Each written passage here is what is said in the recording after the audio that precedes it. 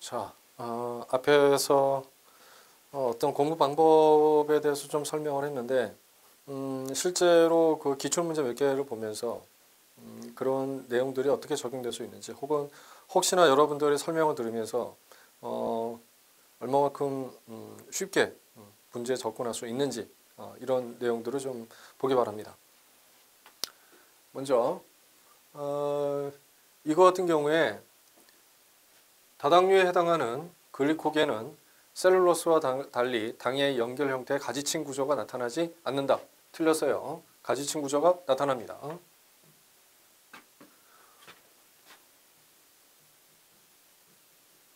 다당류는 사실 여러 종류가 있는데 포도당을 기준으로 알파형을 단당류로 가지느냐 혹은 베타형을 단당류로 가지느냐에 따라서 이 알파형의 단당류나 베타형의 단당류나 모두 다 모이게 되면 어떤 결합이 되는 거죠? 공유결합이 되는 거죠. 그 공유결합을 뭐라 그럽니까? 다당류. 이 다당류에서는 글리코시드 결합이라고 하죠. 즉 이거나 다 글리코시드 결합을 형성하는데, 알파형은 에너지원을 만들게 되고 얘들은 구조를 만들게 됩니다. 포도당을 기준으로 이 그 에너지원은 크게 동물을 보게 되면 글리코겐이라고 우리가 보통 얘기하는 거고, 그 다음에 식물은 아밀로즈와 아밀로펙틴이라고 합니다. 이때 글리코겐은 가지 구조를 가지고 이 결합은 뒤에서 그림으로 설명하겠습니다. 아밀로즈는 가지 구조가 없어요. 그 다음에 아밀로펙틴은 가지 구조를 가집니다. 이 가지 구조가 만들어지는 정도로 보게 되면 이게 가장 크고, 즉 이게 가장 가지가 발달했고, 이게 두 번째고, 이게 없으니까 이렇게 볼 수가 있습니다. 조금 더 그 설명을 하면, 동물의 이 글라이코겐은 간과 골격근에 많이 축적이 되는데, 간 같은 경우에는 스스로 이용하는 게 아니라 혈당을 조절하기 위해서, 즉 혈액의 그 혈장의 포도당의 농도가 높으면 빨아들이고, 혈장의 포도당의 농도가 낮으면 저장된 글리코겐을 분해해서 포도당을 다시 공급하고 하는 게 목적인 반면에, 골격근에서는 이 그 축적된 그 포도당을 에너지원으로 계속 사용하는 데 목적이 있는 거죠. 이 가지 구조를 보게 되면, 가지 구조라고 하는 거는 이렇게 되는 겁니다. 여기에서 이렇게 되는 거예요. 이때 이 그 글리코겐이나 아밀로펙틴이나 이쪽과 이쪽에 연결되는 것은 이쪽의 1번 탄소와 이쪽의 4번 탄소가 서로 공유결합을, 글리코시드 공유결합을 통해서 연결이 됩니다. 그래서 보통 1,4 이렇게 표현해요. 1,4 글리코시드 결합 이렇게 표현합니다.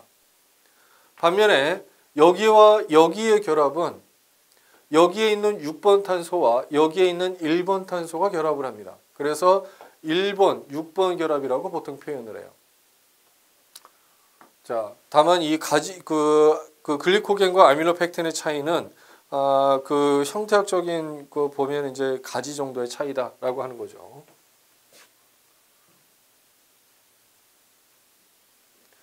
베타형 구조, 생물의 어떤 구조, 조직을 만드는 것을 보게 되면, 식물은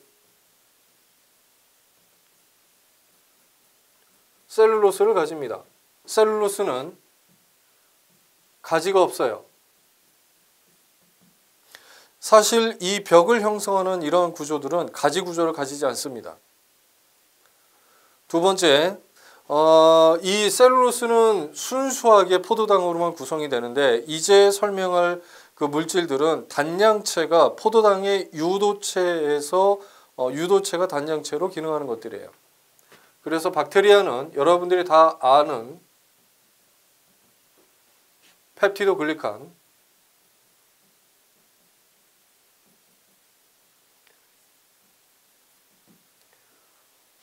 이거는 N아세틸글루코사민과 N아세틸뮤라믹 애시드라고 하는 서로 다른 두 종류의 당이 1번, 4번 마찬가지예요. 이 글리코겐 설명했던 것과 마찬가지로 1번, 4번 베타형이 글리코시드 결합을 형성하는 겁니다. 이것도 역시 1번, 4번 결합인데 이 그 결합 자체는 그 베타형이 결합하는 거죠. 그 다음에 곰팡이, 균류, N아세틸 글루코사민이 단양체로 기능하면서 이때 만들어지는 이런 중합체 구조를 우리가 키틴이라고 얘기를 해요. 그래서 균류의 세포벽입니다. 식물의 세포벽, 박테리아의 세포벽, 균류의 세포벽. 진핵생물로 치면은 진핵생물에서는 남은 게 원생생물과 그 다음에 동물인데 동물은 세포벽이 없죠. 원생생물은 세포벽을 가지고 있는 게 있고 없는 게 있습니다. 균류는 이렇게 그 키틴이라고 하는 세포벽을 가집니다. 이 키틴을 어떤 구조적인 측면에서 가지는 또 다른 생물은 곤충이 있죠. 곤충의 외골격.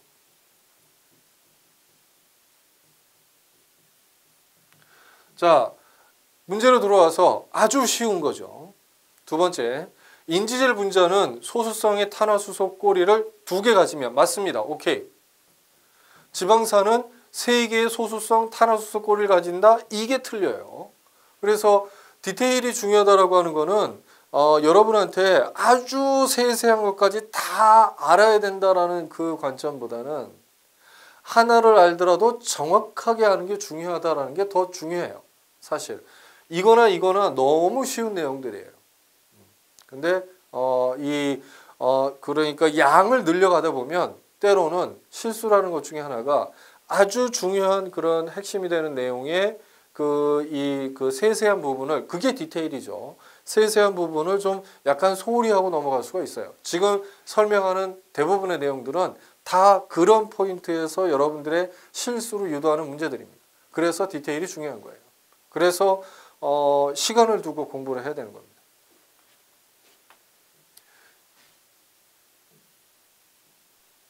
인지질이라고 하는 거를 보게 되면 인지질을 알려면 먼저 글리세롤을 알아야 되고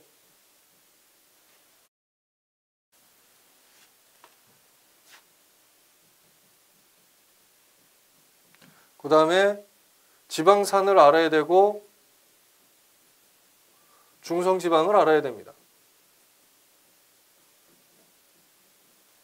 글리세롤은 탄소에 수소를 제외하고 이렇게 OH기가 3개 붙어 있는 것을 우리가 글리세롤이라고 합니다. 지방산은 이렇게 돼서 이렇게 여기에 있는 각각의 이 부분은 CHH, CH2를 표현해요. 그래서 유기화학에서는 CH를 다 이 표시를 하지 않습니다. 그래서 그냥 이렇게 표현한 겁니다. 이게 지방산이에요. 이게 지방산이죠. 이 지방산은 이 탄화수소 사슬이라고 보통 표현하는데 카보하이드레이트 체인이라고 해서 탄화수소 사슬이라고 하는데 이 탄화수소 사슬에 포화 상태로만 있는 거냐, 불포화 상태가 하나라도 있느냐라고 하는 걸로 보통 물성을 구별합니다. 불포화 상태라고 하는 것은 이중결합이 하나라도 있으면 그거는 무조건 불포화 지방산에 속해요. 이 불포화 지방산의 자연계에서 나타나는 구조는 모두 다 시스형입니다. 자, 중성지방이라고, 지방산이 이런 거고 글리세롤이 이런 거고, 중성지방이라고 하는 거는 여기에 있는 이것과 그 다음에 여기에 있는 이거가 공유결합을 형성할 때 물이 빠져나가는, 앞에서 글리코시드 결합을 이 원자 단위로 설명하지 않았지만 글리코시드 결합 역시 물이 빠져나가서 그것을 우리가 축합 반응이라고 얘기하고 혹은 탈수 반응의 일종이고, 이 축합 반응에 의해서 공유결합이 형성합니다. 얘들도 마찬가지예요. 이렇게 공유결합이 형성이 되고 이 형성된 공유결합을 요거로 보게 되면 이렇게 됩니다. 그래서 중성지방은 혹은 그냥 지방, 이거는 영어로 fat, 우리가 일반적으로 지방이 많이 꼈어라고 하는 건 다 이거예요.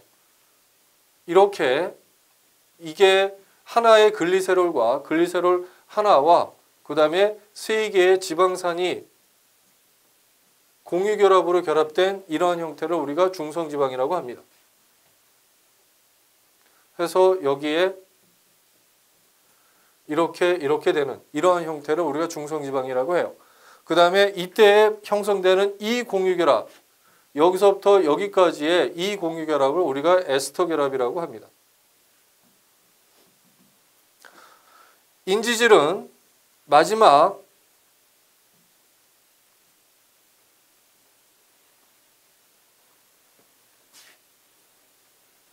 지질에 인산기가 붙어 있어서 인지질이라고 합니다. 이 인산기는 여기에 O에 P에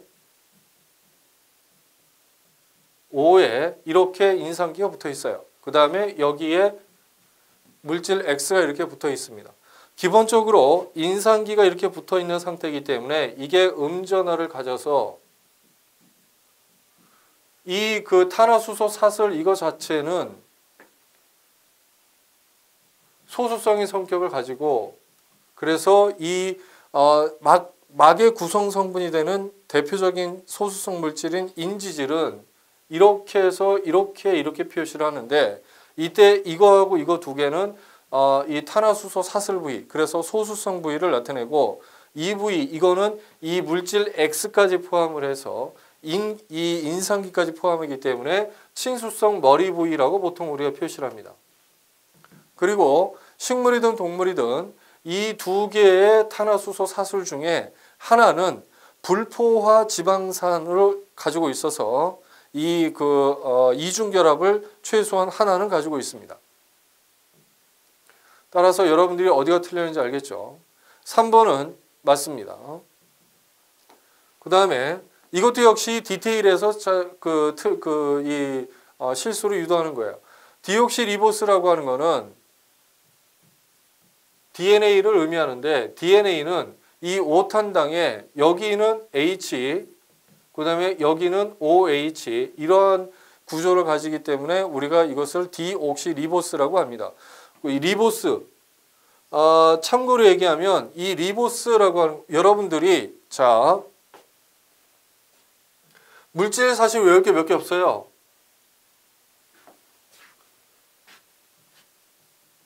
단당류는 5탄당이냐 6탄당이냐 탄소가 5개 있느냐 6개 있느냐 이게 대표적입니다. 탄소 5개 있는 거는 리보스, 리블로스 이것만 알고 있으면 돼요. 리보스라고 하는 거는 앞에서 DNA나 RNA의 이 구성 성분이 되는 당이 리보스 계열이에요. 리블로스는 어디서 나온다? 광합성, 탄소 고정 물질. 그래서 대기 중에 있는 CO2와 결합해서 육탄당으로 변화되는 그 기질이 되는 물질이 리블로스를 백본으로 하고 있습니다. 사실 그 육탄당은 이것도 한 3개 정도만 외우면 돼요. 포도당, 과당, 그 다음에 갈락토스 이렇게 3개 정도만 외우면 됩니다. 2탄당, 2당류, 탄당이 아니라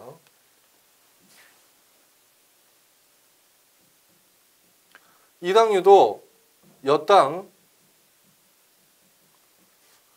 설탕, 젖당 이 정도만 외우면 돼요. 엿당은 포도당과 포도당, 설탕은 포도당과 과당, 젖당은 포도당과 갈락토스. 나머지는 다 우리가 보통 폴리사카라이드, 다당류라고 얘기하는 겁니다. 다당류는 앞에서 설명했던 그런 특성을 가지는 거고.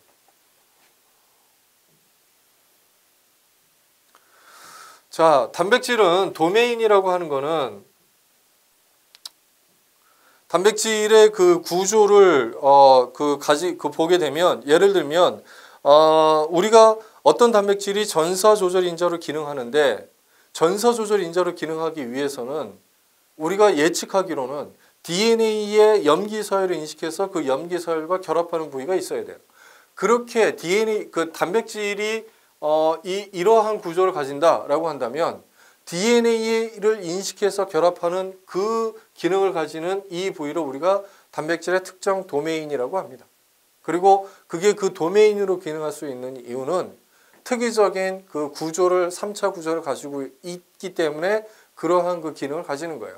예를 들면 무슨 도메인이다라고 할 때 대표적인 게 앞에서 얘기했던 DNA 결합 영역이라고 우리가 얘기를 할 수가 있어요. 혹은 단백질과 단백질이 결합해서 기능을 가진다라고 할 때는 단백질 결합 부위, 우리가 이렇게 얘기를 할 수가 있습니다. 그래서 고유의 3차 구조를 가짐으로써 독립적인 기능 단위로 작용할 수 있다라고 하는 거죠. 예를 들어서 우리가 DNA 그 전사 조절 인자의 구조를 보게 되면 이 특정 그 서열을 인식하는 그런 이 구조들은 많은 경우에 도메인이 유사한 도메인을 그냥 공유하게 됩니다. 그러니까 A라는 유전자 결합하고 B라는 유전자, C라는 유전자 쭉 이렇게 결합하는 전사 조절 인자를 봤을 때 이것들의 종류는 많지만 실제로 기능적으로 보게 되면 이 도메인은 상당히 보존된 그러한 그 특성을 가지는 거죠.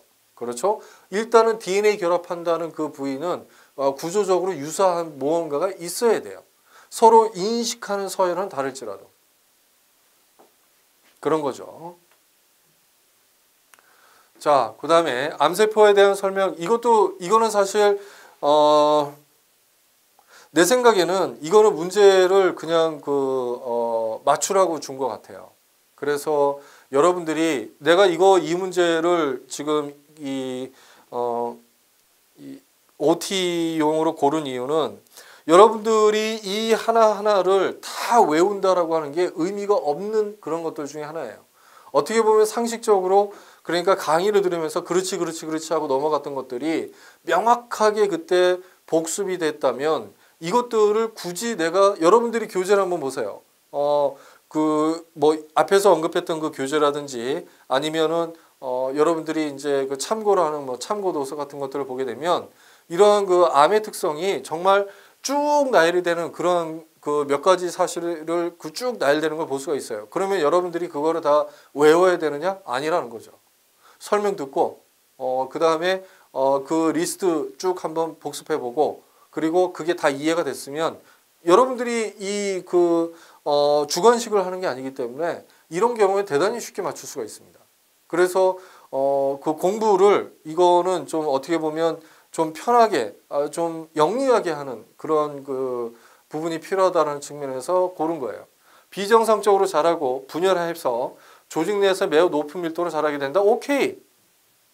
ATP 생성이 발효 과정보다 유기호흡에 의존한다. 아니라고 했죠. 와버그 효과 때문에 실제로 산소가 있어도 산소가 없는 것처럼 주로 발효에 의존해서 ATP를 생성하기 때문에 다른 말로 얘기하면 포도당에 대한 그 소비가 대단히 높다라고 설명했어요. 주변에 이 작은 혈관이나 모세혈관이 비정상적으로 증가한다라고 했죠. 오케이. 자, 세포막 단백질의 변형이 생깁니다. 여기까지는 오케이야. 근데 조직 내에서 세포 간의 부착 능력이 강해진다? 아니에요. 이게 틀렸어요. 그래서 기억하고 디귿이 맞습니다. 참고로 얘기하면 이거에 해당하는 게 예를 들면 인테그린이나 이러한 단백질들의 발현이 약화돼요. 그래서 이 정상 동물 세포 배양이에요. 조직 배양이 아니라 동물 세포 하나를 영양소를 주게 되면 2개, 4개, 8개 이렇게 증가시키는 거를 하게 되면 크게 두 가지 특징이 있습니다. 하나는 부착 의존성이 있어요. 그 다음에 밀도 의존성이 있습니다. 이 부착 의존성에 해당하는 게 바로 이 인테그린이라는 이러한 막단백질이에요. 여러분들 인테그린이라는 거 몰라도 돼. 심지어 막단백질 이것만 알면 돼요. 그래서 이 두 가지가 정상적인 동물 세포는 자랄 때 이 두 가지가 반드시 그 관찰이 됩니다. 다른 말로 얘기하면 얘들이 기질 붙어 있는 그 공간이 없으면 예를 들어서 박테리아처럼 이렇게 액체 배지에서 둥둥 떠다닌다 죽어버려요. 부착하는 그 부위가 없으면. 혹은 밀도 의존성이라고 하는 거는 여기에 이렇게 그 영양소를 공급을 해서 세포가 이렇게 쌓이게 되면 이 세포가 예를 들면 그 파일링이라고 해서 이렇게 더 이 세포 위에 또 분열하고 쌓이고 이게 아니란 얘기예요. 일정 이상 밀도가 증가하게 되면 더 이상 세포 분열이 일어나지가 않습니다. 그게 세포 분열의 밀도 의존성이에요. 지금 그 부분을 설명하는 거죠. 설명할 때는 대단히 그 길게 설명하지만 여러분들이 문제 풀 때는 상당히 쉽게 풀 수가 있어요. 자, 그 다음에 식물 파트에서 그 동물 이 파트 같은 경우에도 좀 문제를 틀리라고 내는 문제가 있는데 식물 같은 경우에는 그렇게 어렵지 않게 디테일을 알 수 있습니다. 왜 그렇게 써요? 식물 생리의 양이 더 적어요. 동물 생리보다. 그렇기 때문에 같은 시간을 들이게 되면 예를 들면 동물 생리를 한 번 반복한다. 식물 생리는 2번 반복할 수가 있어요. 그래서 사실 그 식물 파트에 좀 디테일한 문제들이 자꾸 나오고 있는데 오히려 공부하기는 더 편한 게 아닌가 싶기도 합니다. 기출 문제를 보게 되면 곰팡이가 합성해서 벼에서 키다리병을 유발한다. 곰팡이 나오면 무조건 지베렐린입니다. 지베렐릭 애시드. 발화를 촉진한다. 무조건 지베렐릭 애시드예요. 씨 없는 포도 이것도 무조건 지베렐릭 애시드입니다. 이거 그림으로 그냥 다 보여주는 것들이에요. 그 다음에 키 작은 완두에 처리하면 정상적인 키를 갖게 만든다. 다른 말로 얘기하면 줄기 신장을 촉진한다라고 하는 것을 이렇게 표현한 겁니다. 그래서 지베렐린. 사실 어떤 교재에는 이 곰팡이 얘기가 없는 경우도 있습니다. 100% 곰팡이 얘기가 나오는 건 아니에요. 그렇지만 그 공통된 거, 즉 한 종류의 그 호르몬만 맞추면 되는 거기 때문에 여러분들이 대단히 쉽게 특히 2번 이거 하나만 알면 뭐 그렇죠? 이것도 역시 그냥 점수 주는 문제예요. 자, 생명체를 구성하고 있는 핵산 거대 분자에 대한 보기의 설명으로 옳은 것을 유클릭 애시드. 자, 이것도 그 마찬가지입니다. 사실 여러분한테 지금 앞에서 그 다당류에 대한 얘기가 나오고 여기서는 핵산에 대한 얘기가 나오는데 나는 개인적으로 그렇게 생각해요. 생물이 처음에 공부하기 어려운 그 입문하기 어려운 것 중에 하나는 이 일종의 그 물성에 대한 내용 나오고 거대 분자가 그 4가지 거대 분자의 기능과 효소 파트가 나오면서 학생들이 생각보다 어려워서 너무 힘들어해요. 그런데 사실 그거를 반복해서 한 3번 정도 보다 보면 이러이러한 내용이 여기에 포함되어 있는 거구나 라고 하는 것만 알면 사실 이거 자체가 그렇게 어려운 내용이 아닙니다. 그래서 이런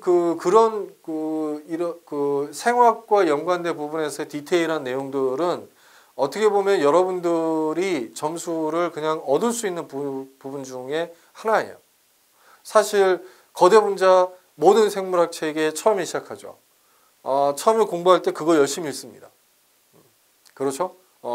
예를 들어서 동물 생리는 다 못 맞췄지만 이 그 생화학 파트는 다 맞힐 거예요. 생화학, 세포, 그다음에 유전학까지는 최소한 내가 3회독을 대충 했어라고 한다면 3회독을 대충 할 때 하는 거에서도 특히 열심히 그 읽은 부분 중에 하나일 겁니다. 자, 염기당 인산 여기 맞습니다. 뉴클레오시드 이게 틀렸어요. 염기당 인산이 들어가면 뉴클레오타이드 영어로 뉴클레오시드라고 하는 거는 이렇게 되고 이거는 오탄당 플러스 염기, 그리고 하나 더, 이 염기에서 여러분들이 하나 더 알아둬야 될 게 여기에는 질소를 포함하고 있다. DNA와 RNA 모두 구성당은 5턴당인 리보스다. 자, 이거 디테일하게 공부한 학생들은 이거를 자세하게 읽어봅니다. 근데 시간에 쫓겨서 이거는 나중에 공부해야지, 이거는 좀 복잡하니까 나중에 생각해야지, 이러한 것들이 그렇게 공부할 수 있어요. 그렇지만 그러한 내용들이 지나치게 많이 쌓이는 경우에는 이러한 보기에 자신이 없기 때문에 대충 읽어요. 보통 이거 알았는데 실수했어 라고 하는 거는 70%만 알고 30%는 모르는 겁니다. 그 30% 모르는 거는 자기가 자신이 없기 때문에, 그 30% 자신이 없기 때문에 많은 경우에 문제도 슬쩍 읽고 이 내용도 눈에 잘 들어오지도 않습니다. 그래서 천천히 시간을 가지고 공부를 해야 돼요. 5탄당은 맞는데 리보스는 RNA이고 디옥시가 들어가야 돼요. DNA 같은 경우에는 이거는 디옥시 리보스. 그래서 틀렸습니다. 마치 맞는 것처럼 보여요. 보통 설명을 할 때 5탄당이라고 하니까 5탄당 맞지? 이렇게 들어간단 말이야. 핵산의 기본 단위는 이거 맞습니다. 그래서 이 N이 뉴클레오타이드를 의미합니다. 그 다음에 이거 리을은 무조건 맞는 거죠. 그렇죠? 그러니까 이 하나하나를 여러분들이 이런 것들을 다 외운다기보다는 좀 반복해서 보다 보면 자연스럽게 여러 개로 구별된 내용들이 머릿속에 남게 되고 시험을 충분히 볼 수 있게 되는 거예요. 그러니까 시간을 많이 들여야 되는 이유 중에 하나는 이렇게 정리돼야 되는 것들이 너무 많기 때문에 그래요. 그 정리되는 것들을, 모든 것들을 예를 들면 여러분들이 이제 수강을 할 때 강사 선생님이 열심히 뭔가를 이렇게 짝짝짝짝짝 해서 1, 2, 3, 4, 5 해서 적어주죠. 그러면 여러분들이 그것들이 쌓이면 어때요? 1, 2, 3, 4 적어놓은 것들만 이만큼입니다. 그러면 그걸 다 외울 거냐? 말도 안 되죠. 그렇게 공부하면 안 됩니다. 당연한 거를 자연스럽게 받아들이면서 그 디테일한 부분을 하나하나 스스로 정리하는 그런 태도가 더 중요하죠. 하나하나 열심히 암기하기보다는. 자, 이 5번 문제도 다 동일한 거예요. 그러니까 보기에서 아주 실수를 유발할 수 있는 하나의 그 잘못된 부분이 있어요. 그런데 그거를 손쉽게 캐치하면 너무 쉬운 문제가 되는데 그게 눈에 안 들어오면 다 맞는 얘기처럼 보여요. 왜냐하면 하나는 분명히 맞는 게 있으니까. 여기를 보게 되면 세포 밖으로 분비될 운명의 폴리펩타이드 합성은, 즉 단백질 합성은 소포체에 조면소포체, 활면소포체에 세포질 쪽면에 붙어있는 부착 리보좀에서 시작된다. 이게 잘못됐죠. 단백질의 합성은 무조건 모두 다 세포질에서 시작합니다. 진핵세포의 세포질을 보게 되면 이 mRNA에 5'의 캡이 있고 3'의 폴리-A가 이렇게 있는데 5' 캡을 인식해서 이렇게 리보좀에 두 덩어리가 결합을 해서 단백질의 합성이 시작하게 되면 시작하는 거는 세포질에서 이미 시작합니다. 그래서 폴리펩타이드가 이렇게 빠져나오게 돼요. 빠져나오는데 특히 세포막이나 리소좀, 그 다음에 분비 단백질이 될 이런 단백질들은 처음에 합성되는 이 부위가 무슨 말단이 되는 거죠? M말단이죠. 이 M말단 부위에 특이적인 신호서열이 있습니다. 그래서 그것을 시그널 펩타이드라고 얘기하는 거예요. 신호펩타이드. M말단 부위에 신호서열이, 신호펩타이드가 이게 노출이 되게 되면 여기서 어디 있어? 그렇죠. 시그널 레코그니션 파티클, SRP라고 하는 게 이거를 이렇게 인식을 해버려요. 인식을 하게 되면 그 다음에 이게 합성이 중지가 됩니다. 단백질 폴리펩타이드 합성이 중지가 되고 그 다음에 이 전체가 즉 SRP와 그 다음에 mRNA와 그 다음에 이 리보솜 이 복합체가 다 어디로 이동한다? 이게 소포체로 이동을 하는 거예요. 그래서 여기서 보면 좀 디테일하게 적었는데 소포체의 세포질 쪽 맞습니다. 이거 맞아요.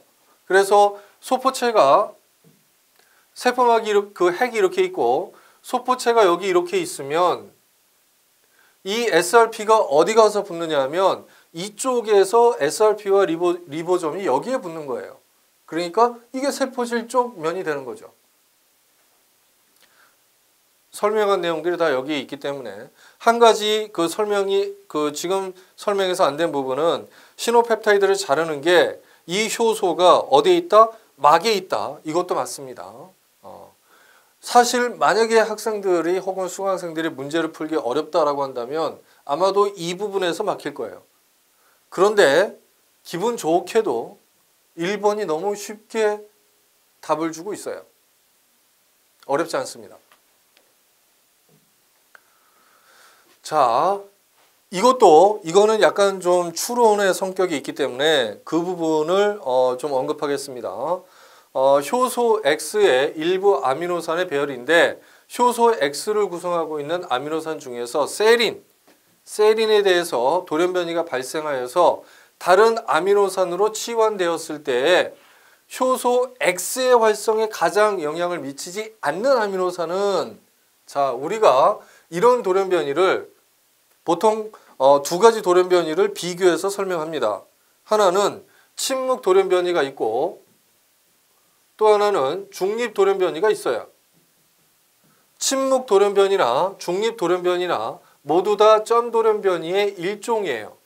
그런데 침묵 돌연변이는 이 뉴클리오타이드의 염기의 치환은 일어났는데 염기의 치환이야. 아미노산의 치환까지는 아직 안 간 거야. 염기의 치환은 일어났는데 아미노산의 치환은 일어나지 않는 돌연변이를 우리가 침묵 돌연변이라고 합니다.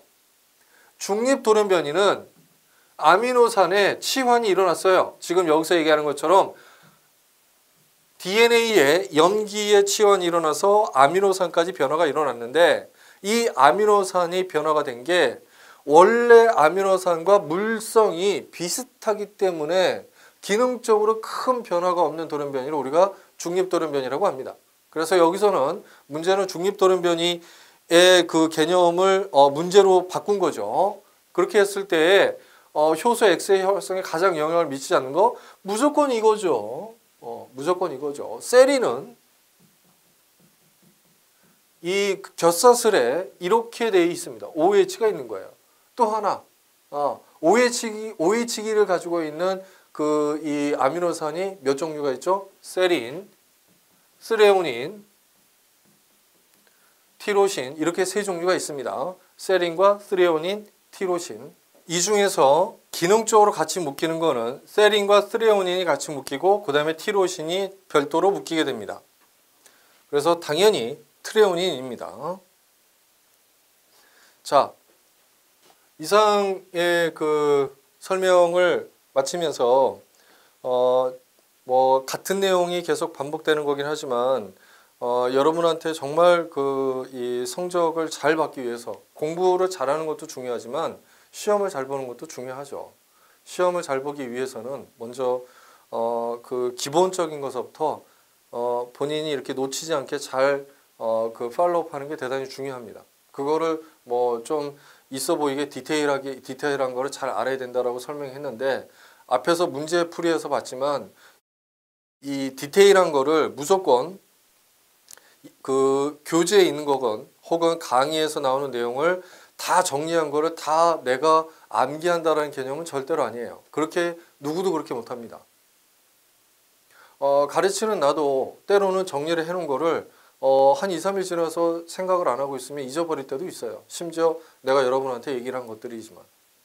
그러니까 그렇게 하지 말고 정리한 거를 자연스럽게 본인의 지식으로 받아들이려는 그런 태도가 대단히 중요해요. 그러니까 앞에서 암 같은 경우에도 대표적입니다. 암이 이러이러한 걸 가지고 있다라고 하는 거는 처음에는 몰랐을지라도 받아들일 때는 그냥 받아들여야 됩니다. 그거를 꼭 암기한다는 개념이 아니라. 그래서 2회독, 3회독 하다 보면 그 암에 대한 특성이 비록 여러분들이 1번은 뭐고 2번은 뭐고 이렇게 적지는 못할지 몰라도 보기가 나왔을 때에 틀린 거 맞는 거 정도는 충분히 구별할 수가 있어요. 그러니까 딱 그만큼만 공부하면 돼요. 더 시간을 이 시험 공부에 들일 필요가 없습니다. 디테일하게 한다고 해서 무조건 많은 시간을 쓰자라고 하는 건 절대로 아닙니다. 그리고 생물학은 앞에서도 얘기했지만 워낙에 내용이 방대합니다. 그래서 전체적으로 합격이라고 하는 그 큰 목적이 있다라고 했을 때 모든 이 부분을 다 하지 못하겠다. 물론 나는 그게 당연히 정도라고 여러분한테 강조합니다. 그렇지만 도저히 못하겠다라고 했을 때는 여러분이 과감하게 포기할 수 있는 거 한두 개를 생각하고 공부를 하세요. 그거는 전략적으로 그게 더 유리합니다. 다만 시간을 충분히 가지고 하다 보면 그렇게 됐을 때 문제는 혹시나 관련된 문제가 안 나오면 해피하지만 관련된 문제가 나오면 불행하게 느껴집니다. 그래서 여러분이 자신감을 가지고 시험장에 들어가기 위해서는 시간을 넉넉하게 가지고 그리고 모든 그 주제를 다 공부를 하는 게 좋지만 시간이 너무 부족하다. 하나만 빼세요. 그거는 여러분의 선택입니다. 이상입니다.